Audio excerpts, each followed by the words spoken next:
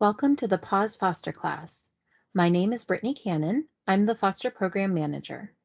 We are so excited to share more about our program with you and get you ready to take your first cat or dog. PAWS stands for Progressive Animal Welfare Society. We are a 501c3 nonprofit organization. PAWS is a limited intake shelter for cats and dogs. We also have a wildlife rehabilitation hospital while providing outreach and education to our community. Pictured here is Heidi Wills-Yamada, the PAWS CEO. One of the things that made me fall in love with PAWS and make me really want to work here was our mission statement. Our mission states that PAWS is a champion for animals, rehabilitating injured and orphaned wildlife, sheltering and adopting homeless cats and dogs, and educating people to make a better world for animals and people. PAWS envisions a world where all people recognize the intrinsic value of animals and consistently make choices that demonstrate compassion and respect. As staff at PAWS, we have a core set of values we think of when dealing with animals and people. As a foster parent, you will be expected to uphold these values when working with other volunteers, staff, and the public. As I go through each one, think about ways in which you can represent them during your fostering experience. Commitment. PAWS is committed to animals no matter the difficulty. We are devoted to providing services in every way that we can. Compassion. PAWS staff and volunteers are kind and understanding to all living things, whether it is to the public, staff, or volunteers. Courage. PAWS stands tall in the face of adversity, and we bravely stay on course to do what is right for both animals and humans. Respect. PAWS is thoughtful and attentive in all relationships. Trust. PAWS acts with integrity, competently and reliably working with others to form meaningful relationships. In your time as a foster parent, you will be representing PAWS to the public. This could be through a simple social media post or by talking with someone interested in adopting your foster dog while out on a walk. You also may experience a difficult situation with an animal or another person. In all of these situations, it is helpful to think back to the PAWS core values and make sure you are upholding them to the best of your ability. In this slide, I will be going over a few of the companion animal services, policies, and philosophies. We spay animals who are in heat. While we do send many animals out to foster that are pregnant, there may be times when a decision is made to spay a pregnant animal. This decision is typically made when it is not in the best interest of the pregnant mother to give birth. PAWS believes cats that live outdoors, even just part of the time, have a shorter lifespan. For this reason, we have an indoor-only cat philosophy. We believe in using positive reinforcement when training animals. Positive reinforcement occurs when a behavior is encouraged with a reward, such as giving a dog a treat when he goes potty outside. Gentle, humane methods are as effective as pain-based techniques, if not more so, and can accomplish the same training goals without the risk of a negative reaction. The majority of the animals at PAWS arrive on transfers. The shelter accepts regular transfers from other local shelters in Washington state and outside of the state from California and Texas. We also accept animals from shelters from across the country when they are in need, such as when a shelter is overcrowded and animals are at risk of not having a live outcome. PAWS also participates in disaster relief efforts, such as when a community is hit by a hurricane and needs to send animals to safety. Most times, PAWS combines our rescue efforts with other organizations, such as Everett Animal Shelter and Seattle Humane. Our life-saving capacity is greater when multiple organizations can take animals from a shelter in need. A smaller portion of our population comes to PAWS as strays and as owner surrenders. There are many different reasons why an animal may need foster care. It is common for animals to have upper respiratory infections or kennel cough when they come to the shelter, or to come down with it after they have arrived. Some animals need foster care while recovering medically. Examples of an animal we have sent to foster for medical reasons are pets recovering from an amputation or treatment of an animal with hyperthyroidism. Coming to the shelter can be a stressful experience, and many animals are already shy by nature. If a cat or dog would benefit from socialization before adoption, they will be sent to foster care. Dogs and cats who have been in the shelter too long can start to decline behaviorally, and aren't putting their best foot forward to adopters. Going on a kennel break, even if short term, can help them to decompress and get the weekend getaway they need to recharge and show their amazing true personality to potential families. PAWS does not adopt out cats who are not appropriately using their litter box. If we get a cat at the shelter who has a history of not using their litter box, but we believe we know how to make them successful, they will be sent to foster care for litter box monitoring. During warmer weather, animals start having babies. PAWS sees an increase in nursing mothers with kittens or puppies during these times, and will send them to foster care until the littles are old enough for adoption. A newer part of our program, but an important one, is sending pregnant mothers to foster to give birth and raise her family. To keep the shelter population and new puppies safe, all young pups are sent to foster for what is called a puppy quarantine. Young orphaned kittens are sent to foster until they are old enough and big enough for spay and neuter, surgery, and adoption. Orphaned neonatal puppies and kittens come into the shelter from time to time and are sent out to foster to be bottle fed. Ringworm is in our environment, so cats and dogs are bound to get it. When an animal gets ringworm, they are sent to foster care during their recovery. There are times when an animal is towards the end of its life, but it still has a lot of love to give. These animals are sent to foster for hospice to live out the remainder of their days. Now, let's take a deeper look at some of the reasons animals head to foster care. As mentioned in the previous slide, ringworm happens. It's most commonly seen in kittens, but adult cats and puppies, and even dogs can get it too. Something that many people don't realize about ringworm is that it's not actually a worm, it's a fungus. Animals who come down with ringworm at the shelter don't have many options, so we rely heavily on foster homes to help care for them. We only have a very small room at the shelter with a couple of cages to house ringworm cats. An animal recovering from ringworm at the shelter gets very little interaction from staff, as we don't want to pass it on to other animals at the shelter. By going to foster care, ringworm animals get more space and attention. If you have other animals, that's okay. Many of our ringworm foster parents have resident pets. The biggest requirement is that the ringworm animal is kept in a bleachable space, such as a bathroom. Even if the space is small, it is probably bigger than the small cage they are housed in at the shelter. Ringworm recovery can take several months. Because of this, the foster team is happy to bring an animal or group back to the shelter during vacations or trips out of town to make it easier for foster parents to commit. While it is a longer foster, it's very rewarding. One of our regular ringworm foster parents, Julia Gray, says, "The life of a ringworm foster parent can be described as work hard, cuddle harder." There is almost always an animal with ringworm looking for foster care, but not many families willing to care for them. If you are looking for a way to make your contributions at PAWS extra impactful, consider becoming a ringworm foster parent. Young puppies and kittens are highly vulnerable in a shelter environment, so they are sent out to foster care. Young animals will need to come to the shelter about every 2 weeks for routine weight and vaccine appointments.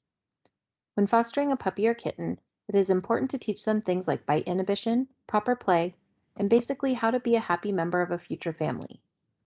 Puppies and kittens stay in foster care until they are at least 2 months of age and 2 pounds. Once they reach those markers, they will be ready to come back to the shelter for spay or neuter surgery and adoption. PAWS sends out all puppies under 4 months of age to foster care for what we call a puppy quarantine. The standard puppy quarantine is 2 weeks. Because puppies are so vulnerable in the shelter, we ask foster parents to be sure they are available for the entire time frame and be willing to work through and manage any hiccups that come along. Puppies aren't considered safe to stay in the shelter until they've gotten vaccinated a minimum of 2 times and they are at least 2 months of age. There are many diseases that can stay on the ground outside that can be dangerous to puppies, so we ask that foster parents not allow puppies outside. Families should be prepared to allow their foster puppy to eliminate indoors. The foster team is happy to loan out playpens and potty pads to help with this. Dog and cat moms with babies is one of our biggest needs for foster homes, especially large dog moms with large litters. It's important to keep mothers in a quiet space confined separately from other animals. This will help the mother animal to feel safe. All those puppies and kittens are sure cute, but it's important to remember to give mom lots of love and socialization too. The great thing about caring for a nursing mother is that she takes care of the babies in the early stages. It isn't until puppies and kittens become more mobile at around 3 or 4 weeks old that foster parents will start to begin taking on some of the care duties. While PAWS does get in pregnant and nursing mothers via owner surrenders or strays, the majority of them come to the shelter on a transfer. As mentioned previously, PAWS sends some pregnant animals to foster care. It's personally one of my favorite types of placements and can be such a joy to help a pregnant mother give birth and raise her family. We are always in need of more pregnant mother foster homes, so definitely let the foster team know if it is something you'd be interested in. Some animals start to decline in a shelter and become more stressed and less adoptable. The solution to this problem is to send them to foster care. Animals benefit from kennel breaks even if it's only for a short time. Some of the animals that go to foster for a kennel break are available for adoption. In those cases, we encourage foster families to fully engage in finding an adopter by sharing to social media, talking to your community, and sending the foster team lots of cute photos of the animal in a foster home. A study at Best Friends Animal Society found that a dog's cortisol level significantly drops with just one overnight foster stay. Many animals who go to foster care for a break from the shelter come back and get adopted immediately. This is because their stress levels are lower and they are able to show their true natures better to adopters. The dog pictured to the right is Philip. The picture on top is of Philip the first day he was at the shelter. While he opened up slightly after his first day, Philip remained scared, shut down, and cowering when housed at PAWS. The bottom picture is of Philip his first day in a foster home. You can see such an incredible difference.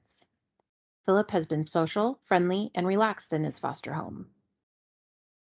Looking at the two pictures, if you were an adopter, which dog would you be drawn to? It's obviously the one of Philip in foster care. Taking a cat or dog to foster for a kennel break can give animals the break they need from shelter life and help them to find their forever family. The foster team utilizes a Trello board for a real-time listing of animals needing foster care. Think of it as the Tinder for foster animals. As more animals need care, they will be added to the board. If an animal goes out to foster, they are removed from the board. Each animal will have a card you can click on to learn more about them. Let's take a quick detour over to the Trello board so you can become more familiar with it. The first thing you will see to the right is a description of the board. This gives you instructions on how to navigate the board and other important details, such as how to check in when you are at the shelter to pick up an animal. The foster team may update the description information on occasion. For example, our pickup process changed when the pandemic first hit. This updated information was listed in the description area. Once you close out of the description, you will see the full Trello board. Make sure to scroll right as there may be many lists on the board at a time. Each list is labeled. On the far left, there is a foster information list. This contains important links and information that foster parents can continue coming back to for reference. As you scroll right, you will see animals categorized based on foster need. If a list has many animals in it, you will need to scroll to view them all. Sometimes the shelter gets donated items that we cannot use. The foster team will list these items in the giveaway list. Foster parents are welcome to any items listed here. To the far right is a list titled Currently Placed Waiting for Pickup. The animals in this list have secured a foster home but have not yet been picked up. Once an animal is picked up by a foster family, the animal's card will be removed from the board. Scrolling back over to the left, you will notice a card that says Foster Notes. This card will always remain on the Trello board so families can reference it. If you click on the card, you will see instructions on how to submit notes and pictures for a foster animal. We will talk a little more about foster notes and photos later in the class. There may be other information you see that pops up in the foster information list, such as this card telling families about cat starter packs. When looking for an animal to foster, simply click on their card. We will click on Camillo here. Sometimes an animal or list may say priority. Priority animals are most in need of a foster home. You will see labels on the card that gives families a quick peek at an animal's particular needs. Camillo is available for adoption, needs to go to an adult-only experienced foster home for a kennel break, and can go to foster short-term. With dogs like Camillo, families can keep them long-term while available for adoption if they are okay bringing the animal in for a visit. If a long-term foster isn't what you're looking for, be sure to check out the short-term OK label. Only animals with this label are okay to go to foster for a short period of time, such as a weekend. Below the labels is important behavioral and medical information. This helps families to determine if the animal's personality and medical needs are the right fit for their household. For comparison, if we scroll over to Alfredo and open his card, we will see Alfredo only has a medical monitoring label. We can see in the text that the amount of time Alfredo needs in foster care is listed. This gives families an idea of the foster time frame required. Switching back over to the slideshow, foster parents select an animal and then they email the foster team. Staff will verify that each animal is a good fit for the foster household. Finding a placement for animals arriving on a transfer works slightly differently than animals currently at the PAWS facility. The most common types of animals arriving on transfers that need to go out to foster care will be orphan puppies and kittens who are at least 6 weeks of age and eating on their own, nursing mothers, and pregnant cats and dogs. Other organizations around the country reach out to PAWS when there is overcrowding in their shelters. When there is a need to send young animals to PAWS, the foster team will post a card to the Trello board listing general information about the transfer. Let's head back to the Trello board to see what a transfer card looks like. You will now see a list on the Trello board titled Incoming Transfers.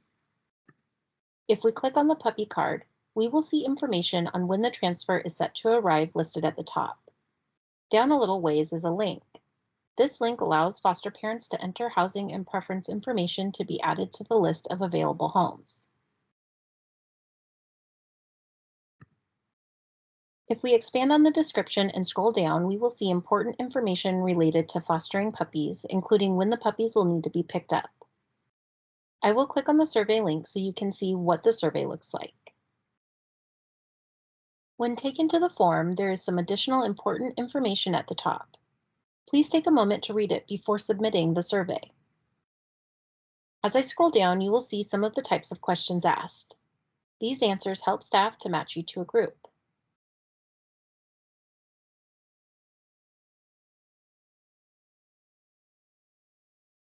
Going back to the Trello board, let's open the kitten card.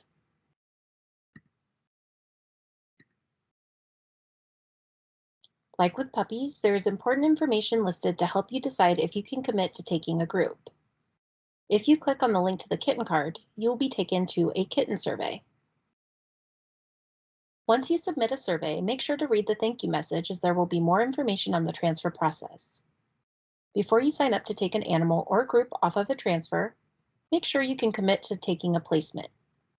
Once your name has been added to the list, the foster team is counting on your home being available.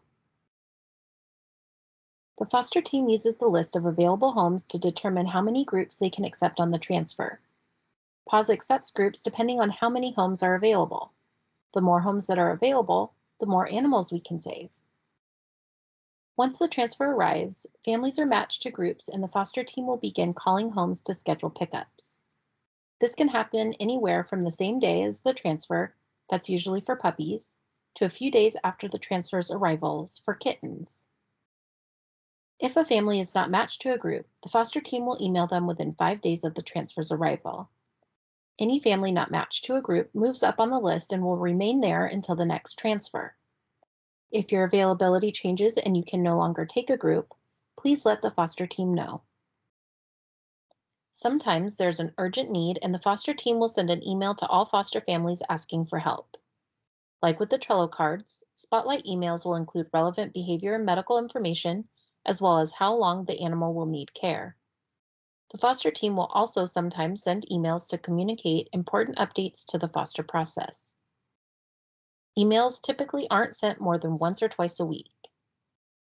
If there is an urgent need and the foster team has not been able to place an animal after sending an email, staff and volunteers will begin calling or texting foster parents to make a match. Please note that the foster team only checks text messages when they are expecting a response.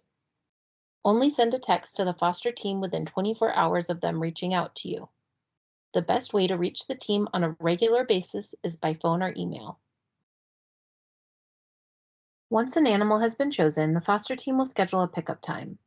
Pickups are offered at the Linwood location only. Once you arrive, call the foster team to let us know you are in the parking lot. If no one answers, make sure to leave a message. Include details on what kind of car you are in. Foster staff closely monitor voicemails. Animals should have water accessible at all times. Feed cats wet food twice a day and leave dry food out at all times. Along with having dry food out at all times, kittens that are eating on their own should be offered wet food 3 times a day. Feed dogs twice a day. The foster team recommends offering a mixture of wet and dry food with a little bit of warm water. Foster families should feed puppies the food mixture 3 times a day. Because of the risk of disease spreading, we recommend housing kittens and puppies in an area that is easy to clean, such as a bathroom for kittens or a playpen on a hard surface for puppies. When housing kittens and puppies, make sure the area is secure. Check for hazards such as electrical cords or an open toilet seat. As mentioned, keep animals in a bleachable space when possible, particularly the very young. Animals will sometimes be healthy when they leave for foster care, only to come down with ringworm or another contagious illness, which can infect a household and be difficult to decontaminate. Make sure your resident pets are up to date on vaccines. Panleukopenia for cats and parvovirus for dogs are rare but serious viruses that animals, particularly the very young, can come down with. The symptoms of panleuc and parvo are typically diarrhea in combination with vomiting and/or lethargy. Diarrhea is very common in animals, so just because one of your foster pets is experiencing diarrhea does not mean that it is sick with panleuc or parvo. It would just be very important to contact staff immediately if your foster pet is experiencing a combination of these symptoms. If a group you are fostering tests positive for one of these viruses and the animal is very sick, a decision may be made to humanely euthanize. This decision is only made after other options have been explored, if the animal is suffering, and staff do not believe they have a good chance of survival. Some kittens and puppies struggle with eating and weight gain. These cases are called failure to thrive. If your foster pet is struggling in this way, contact the foster team immediately. They will walk you through steps that can be taken to help the kitten or puppy recover. If you lose a foster pet, talk to staff. The foster department is a safe space. Staff have been through the experience and are here to support you. Inappropriate elimination is when a cat urinates or defecates outside of the litter box on horizontal surfaces such as the floor or on a bed. Marking is when a cat sprays. It is done on vertical surfaces such as a wall or on the side of a couch. Cat spray tends to have a very pungent odor and is used to communicate to other animals and people. Whether a cat is marking or not always using the litter box appropriately, this can make the cat unadoptable through PAWS. That is why it's very important to immediately communicate any accidents or markings to staff. They will help figure out what the problem is and how to solve it so that the cat can eventually move on for adoption. To set a cat up for successful litter box use, the litter box should be uncovered, scooped daily, and cleaned weekly. It can be helpful for cats to be started off in a smaller space such as a bathroom or bedroom before slowly being given more access to the home.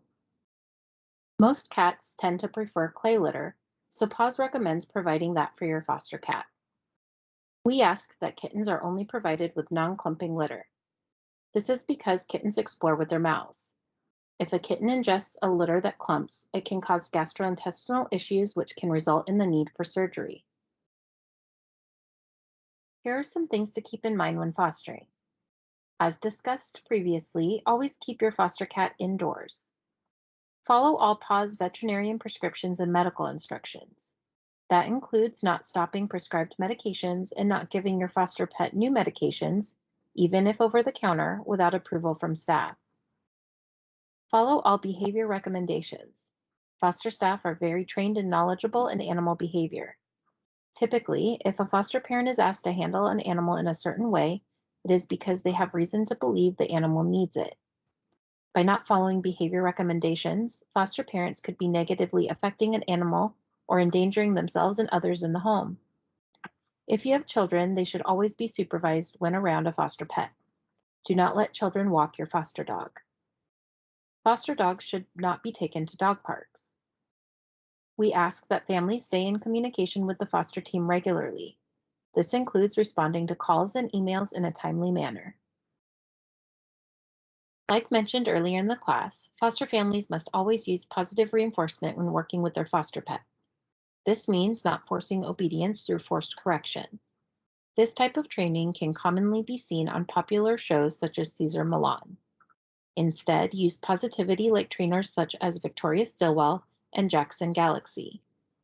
This not only produces better results, it is a more pleasant experience for the animal. Most animals won't need extensive behavior modification. If a family cares for an animal with specific behavioral needs, the foster team will counsel them on how best to work with that animal. PAWS animals can often be stressed and overwhelmed from staying in the shelter and moving to a new environment. To help them adjust, it is best to start them out in a smaller space and then slowly give them access to more of your home. When you first take an animal to foster care, staff will talk with you one-on-one more about how to introduce animals. The main points are to do it slowly with lots of yummy foods and treats, and to always supervise. Resident pets should never be left alone with foster pets. When you're away, it's best to confine your foster animal. As a bonus, this can help with doghouse training. If you have any concerns, contact staff right away. It is rare, but sometimes there's a need to address concerns with a foster parent. If you have any concerns about your foster experience, talk with staff. For extreme cases where disciplinary action must be taken, there is a 3-step process. First, staff will have a conversation with the foster parent to clarify a protocol or process. For most cases, this clears up confusion and the problem resolves itself. If the problem persists, a foster parent may be given a written warning which may or may not include a mandatory break from fostering for a short period of time. Foster parents are dismissed if staff have taken the steps above, but the problem continues. The dismissal of a foster parent does not happen often, but it is important for families to understand the disciplinary process. Here are some reasons a foster parent may get a verbal or written warning. Not following medical or behavioral instructions from staff. As discussed in a previous slide, it is very important to follow these recommendations. Not showing up for required appointments. Kittens and puppies must come to the shelter every few weeks for routine vaccines. Animals recovering from medical care will need to come to the shelter for recheck appointments. These appointments cannot be missed. Not appropriately reporting concerns or issues. Families should keep lines of communication open and always report concerns. If the action is severe enough, there may be cause to skip over the 3-step disciplinary process, and a foster parent can be immediately dismissed. As an example, this can happen if a family knowingly puts a foster pet in danger that causes them harm. It can be common for an animal to be healthy when it leaves for foster care only to become sick once in a foster home. Most commonly, cats and dogs come down with upper respiratory infections or kennel cough. This is like the cat and dog version of a cold and typically is not very serious, but it can become serious if not treated. Animals with an upper respiratory infection or kennel cough may become congested, sneeze, have ocular and/or nasal discharge, or they may cough. Ringworm is another illness that's most commonly seen in kittens, and it can present after a group heads out to foster care. A common symptom of ringworm is hair loss. Not all animals with hair loss have ringworm, but make sure to report any concerns to staff. Diarrhea may not be fun to talk about, but if you plan on fostering, you most certainly will encounter an animal who experiences diarrhea. While diarrhea by itself is not overly concerning and is common with foster animals due to diet change and stress from changing environments, diarrhea along with vomiting and/or lethargy may be symptomatic of a serious illness. Foster parents should contact staff immediately if a combination of these symptoms are present. Some foster animals can be picky eaters. If your foster pet isn't eating or appears to be losing weight, contact the foster team. Sometimes a cat or dog may bite a foster parent. These animals must go on a 10-day bite quarantine, even if the bite was accidental, such as a tooth graze during play. Families must report any bites that break a human's skin to staff. The reporting of a bite won't necessarily negatively affect an animal. In the case of a bite, the foster team will gather important information that may help match the animal to an appropriate adoptive home. Staff will also help you to navigate the placement so that the bite does not happen again. The foster team now offers a tool called Maddie's Pet Assistant to foster parents. When a family takes a foster pet, they will automatically be sent an email inviting them to sign up for this service. Maddie's Pet Assistant gathers information from families and offers behavioral advice. It can also help families to track foster pet weights and be alerted to upcoming vaccine due dates. Maddie's Pet Assistant is not a substitute for contacting the foster team. The best way to contact staff is by calling or emailing. It is also important to note that families should not submit foster notes or pictures through Maddie's Pet Assistant. We will discuss the best way to submit notes and photos in a later slide. Emergencies can happen with foster animals. It is the foster parent's responsibility to know what to do in these situations. Please stop the presentation and open the foster parent manual previously emailed to you. Scroll to find the emergency information sheet after the dog and puppy section. This sheet is important to have handy when fostering as it provides specific instructions on what to do if your foster pet is experiencing an emergency.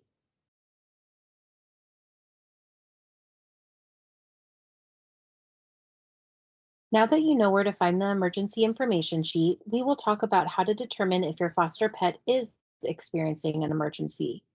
Signs of an emergency include giving out a painful cry, continuous diarrhea along with vomiting and/or lethargy, trauma or accident, difficulty breathing other than normal congested breathing from an upper respiratory infection or kennel cough, fading kittens or puppies. The foster team is available 7 days a week except for holidays, typically between the hours of 8 a.m. and 6 p.m. If your foster pet is experiencing an emergency during hours of operation, call the foster team. If no one answers, be sure to leave a voicemail. Staff regularly check messages and will respond to you promptly. If it is after hours, take your foster pet to your nearest emergency care clinic. Since PAWS has a full veterinary team, we ask that animals taken to emergency care are only stabilized. Do not choose diagnostic testing when taking a foster pet to emergency care. The goal is to stabilize the pet so it will survive until the following day when it can be brought into PAWS. A PAWS veterinarian can then do a diagnostic exam and necessary testing once the animal is brought in. In extreme circumstances, an emergency care vet may recommend euthanasia. As a foster parent, you have the authority to opt for euthanasia. This should only be done if an animal is suffering, not likely to survive, and it is recommended by an emergency care veterinarian. The need for emergency euthanasia is rare, but it is important to know your options as a foster parent.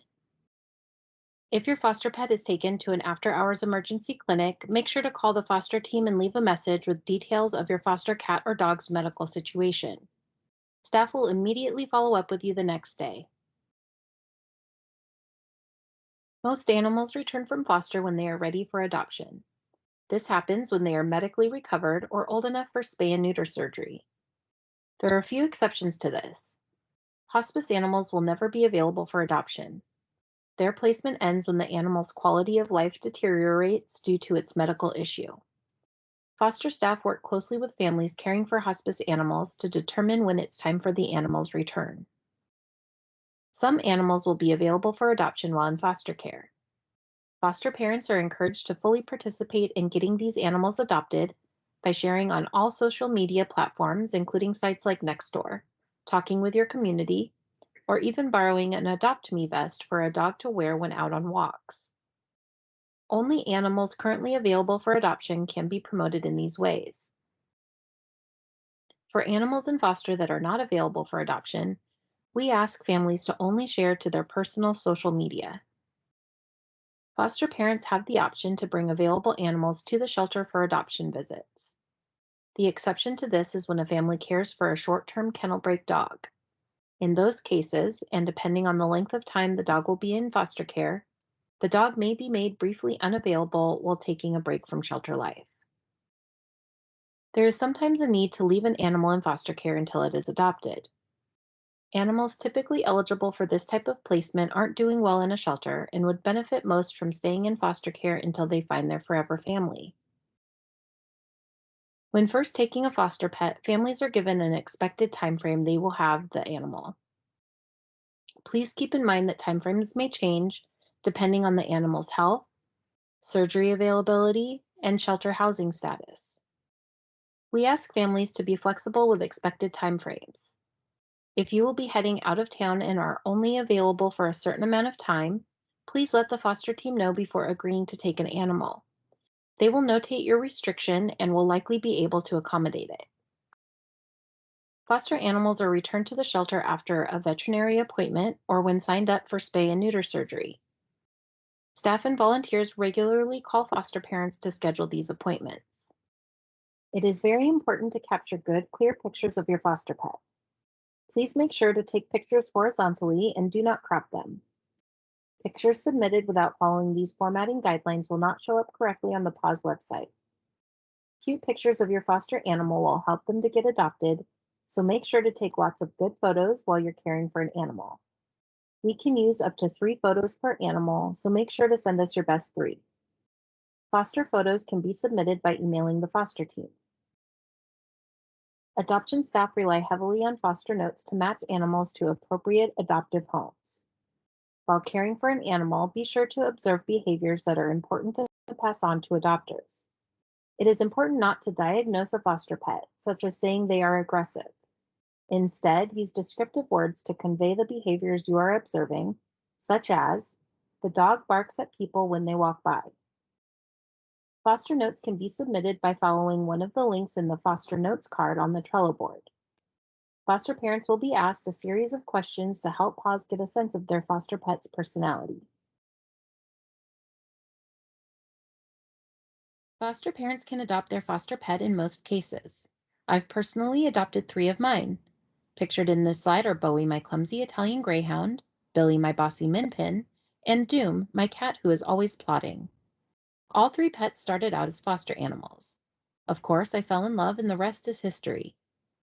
Many foster parents foster fail, the term used when a foster parent adopts their foster animal. There are some exceptions that would prevent a foster parent adopting a foster pet, such as when an animal is already on hold. I'm sure you all will be sharing your foster experience with friends and family. Someone you know may want to adopt your foster animal. In most cases, friends of foster parents will have the first opportunity to adopt a foster pet. Again, there are exceptions to this, such as when an animal is already on hold. It is never guaranteed that a friend will be able to adopt your foster animal. It typically helps if the person has met the cat or dog, but it isn't always necessary. Now that you've learned all about the foster program, it's time to prepare. Think about everything you've learned and decide if you are ready to begin caring for an animal. Prepare your home by finding a good, safe space to house a cat, dog, kittens, or puppies. Talk to family members and housemates about foster policies and protocols. Make sure everyone is on board and ready to begin fostering. You will receive an email for a registration fee and background check. Please allow several days for processing. Once your background check clears, the foster team will send you a welcome email. A link to the Trello board will be included in this email. Please note, while it typically only takes a couple of days, families should allow for up to 1 week for this step to be completed. If a foster parent does not care for an animal for over 1 year, they are automatically deactivated. Thank you for taking time out of your day to learn about caring for PAWS animals. We are so excited to begin working with you.